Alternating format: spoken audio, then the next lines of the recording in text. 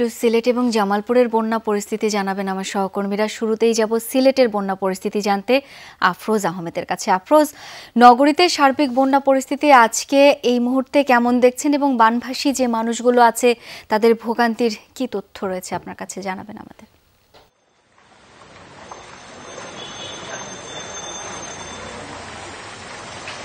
শাওন, আসলে সার্বিক যে বন্যা পরিস্থিতির কিছুটা উন্নতি হয়েছে, অর্থাৎ শহরে যে সমস্ত জায়গায় পানি উঠেছিল কিছুটা পানি কমেছে, তবে সার্বিক যে ভোগান্তি সেই ভোগান্তি কিন্তু মানুষের এখনো শেষ হয়নি। কারণ আপনি দেখছেন যে আমি যে জায়গায় দাঁড়িয়ে আছি শহরের মির্জা জাঙ্গাল পয়েন্টে, একটু যদি দেখাই আমি, এখনো মূল যে সড়ক সেই সড়কে কিন্তু পানি রয়ে গেছে এবং এই যে জলমগ্ন যে এলাকাগুলো সেই এলাকাগুলোতে সবচেয়ে বড় যে ভয়াবহ বিষয় সেটা হচ্ছে সেখানে বিদ্যুৎ সরবরাহ কিন্তু বন্ধ রাখা হয়েছে।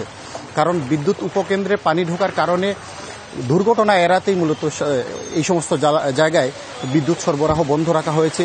এমনকি পানি সরবরাহ সেটিও বন্ধ রাখা হয়েছে, কারণ নোংরা পানি বা ময়লা পানি উঠে যেতে পারে এই আশঙ্কা থেকে এই পানি সরবরাহ বন্ধ করা হয়েছে, যার কারণে যে বিশুদ্ধ পানির যে সংকট সেই সংকটটা মানুষের আছে। অন্যদিকে যে পর্যাপ্ত পরিমাণ যে ত্রাণ খাবার কিন্তু মানুষের নাই। তারা বলছেন যে পরিমাণের ত্রাণ দেয়া হচ্ছে বিশেষ করে আশ্রয়ন প্রকল্পগুলোতে যারা আশ্রয় নিয়েছেন তাদের, সেটা প্রয়োজনের তুলনায় অনেকটাই অপ্রতুল। সর্বোপরি বলা যায় যে এখনো মানুষের যে দুর্ভোগ সেই দুর্ভোগের কিন্তু কোনো কমতি নেই।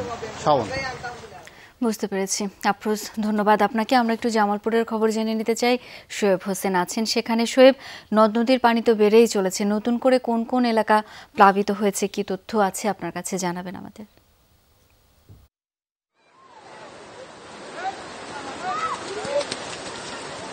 শাওন, আসলে জামালপুরের যমুনা এবং ব্রহ্মপুত্র এই দুটি নদীরই কিন্তু পানি ধীরে ধীরে বাড়ছে এবং পানি যত বাড়ছে নতুন নতুন এলাকা প্লাবিত হচ্ছে। বিশেষ করে নদী তীরবর্তী যেসব এলাকা রয়েছে, দেওয়ানগঞ্জ উপজেলা, ইসলামপুর উপজেলা, সেই সাথে মাদারগঞ্জ, সরিষাবাড়ি এবং বকশীগঞ্জ উপজেলার বিস্তীর্ণ এলাকা কিন্তু পানিতে ধীরে ধীরে ডুবে যাচ্ছে।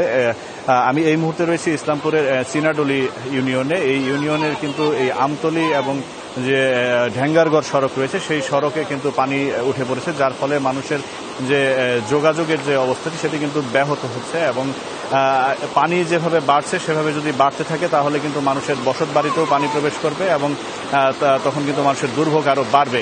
এবং নদী তীরবর্তী কিছু এলাকায় কিন্তু ইতিমধ্যেই পানি মানুষের বাড়িঘরে ঢুকতে শুরু করেছে এবং বিভিন্ন আশ্রয় কেন্দ্রে তারা আশ্রয় নিতে শুরু করেছে।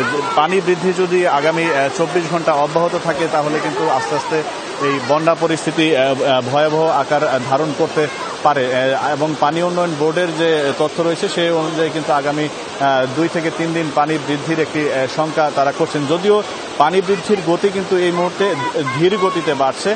তো স্থানীয় যারা রয়েছেন তারা যেটি বলছেন যে ধীর গতিতে পানি বাড়লে তাদের দুর্ভোগ কিন্তু আরও বাড়ে, কারণ পানি যত ধীর গতিতে বাড়বে পানি নামার সময় কিন্তু সেই ধীর গতিতে পানি নামবে, যার ফলে কিন্তু তাদের দুর্ভোগ বাড়বে এমনটি তারা শঙ্কা করছেন এবং বিস্তীর্ণ এলাকার পাট কিন্তু বন্যার পানিতে তলিয়ে গেছে। সবকিছু মিলিয়ে মানুষের দুর্ভোগ কিন্তু যত সময় যাচ্ছে তত বাড়ছে। শাওন, শোয়েব, ধন্যবাদ আপনাকে।